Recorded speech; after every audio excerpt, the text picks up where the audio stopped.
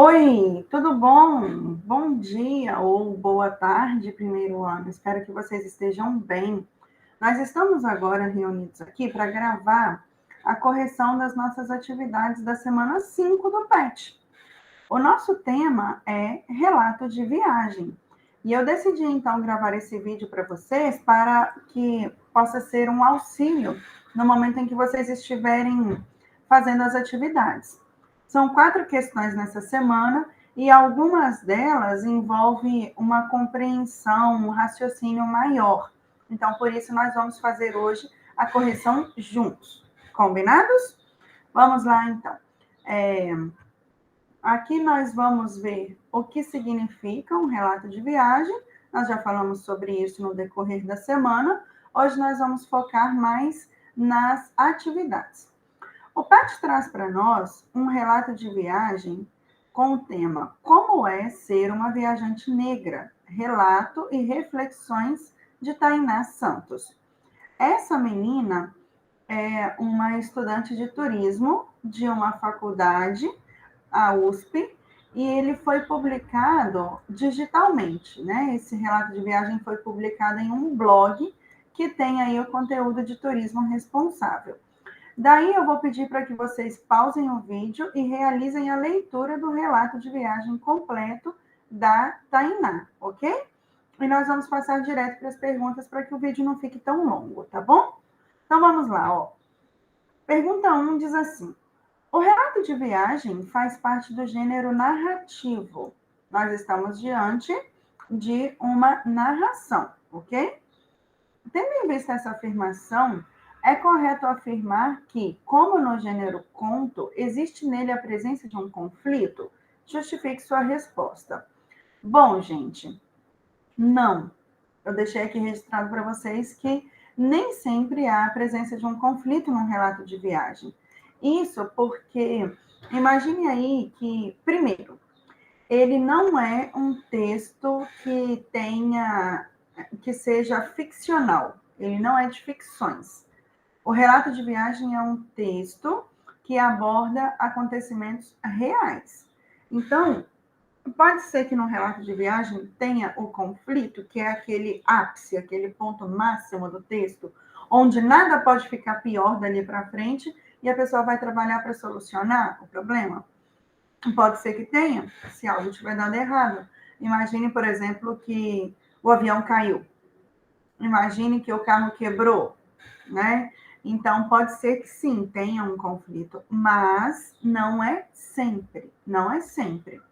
Imagine aqui essa colocação que eu deixei de que tenha ocorrido tudo conforme planejado. Opa, errei uma palavrinha aqui, ó.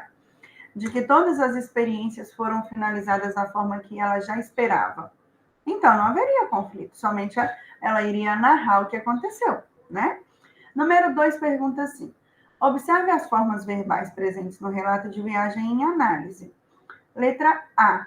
No texto, a maior parte dos verbos está empregada na primeira pessoa do singular. Quem é a primeira pessoa do singular? Eu. Muito bem. Então, levante hipóteses. Por que isso acontece? Acontece porque o relato de viagem é narrado em primeira pessoa. Se eu viajei, eu estou contando um relato da minha viagem. Então, isso é feito em primeira pessoa.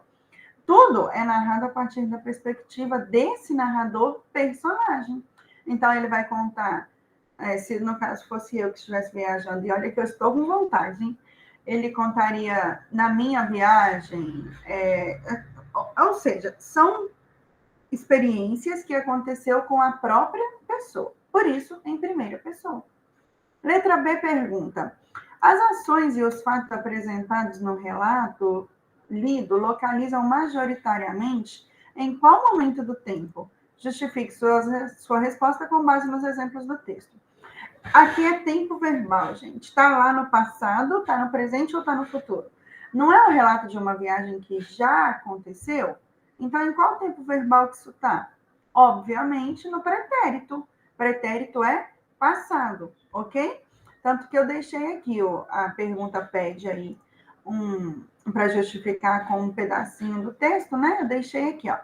Conheci pessoas que me ajudaram e dificultaram esse rolezão e aprendi com todas. Olha, o conheci, o ajudaram, o dificultaram, o aprendi em num único trecho aqui nós temos 4 verbos, uma única oração. Letra C. Releia o fragmento a seguir. Fiquei desconfortável muitas vezes, mas não quando era chamada de irmã, ou quando alguém perguntava em francês de qual país do continente africano eu era. Por que as formas verbais foram empregadas ora no pretérito perfeito, ora no pretérito imperfeito do indicativo? Aqui que eu disse que nós precisaríamos de um raciocínio maior. Bom, o que acontece? O pretérito é subdividido. E nesse caso aqui, nós vamos trabalhar com o pretérito perfeito e o pretérito imperfeito.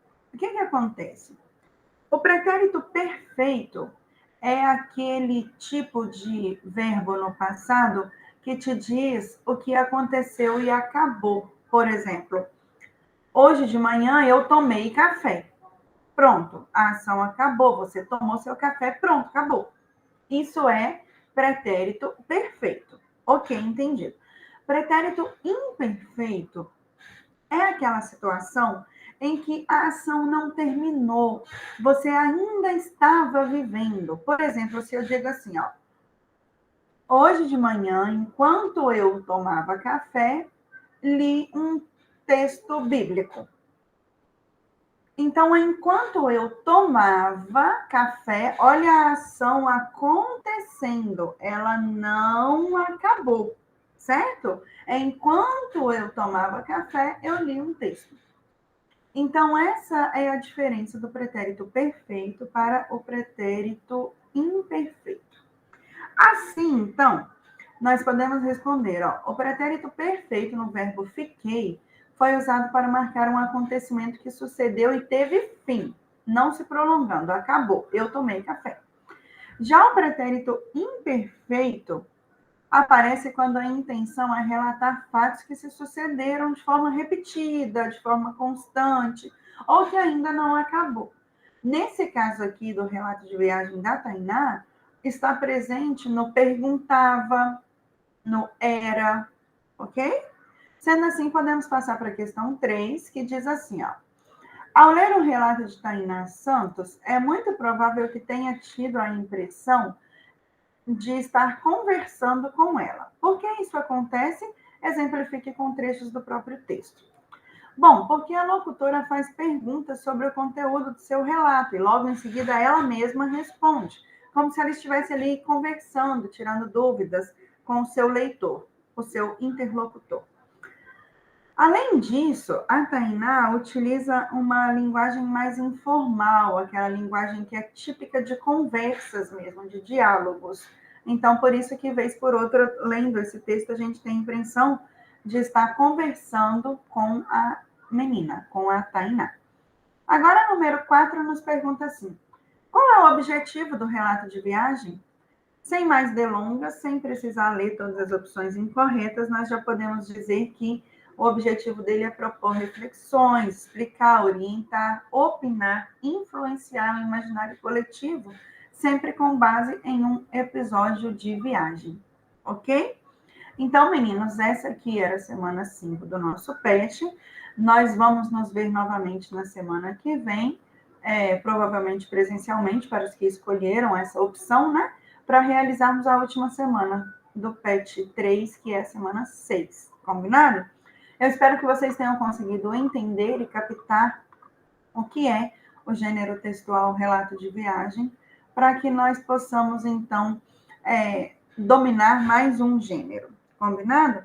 Espero que o vídeo tenha os ajudado e, no mais, um abraço, fiquem com Deus e até a nossa próxima aula. Tchau, tchau!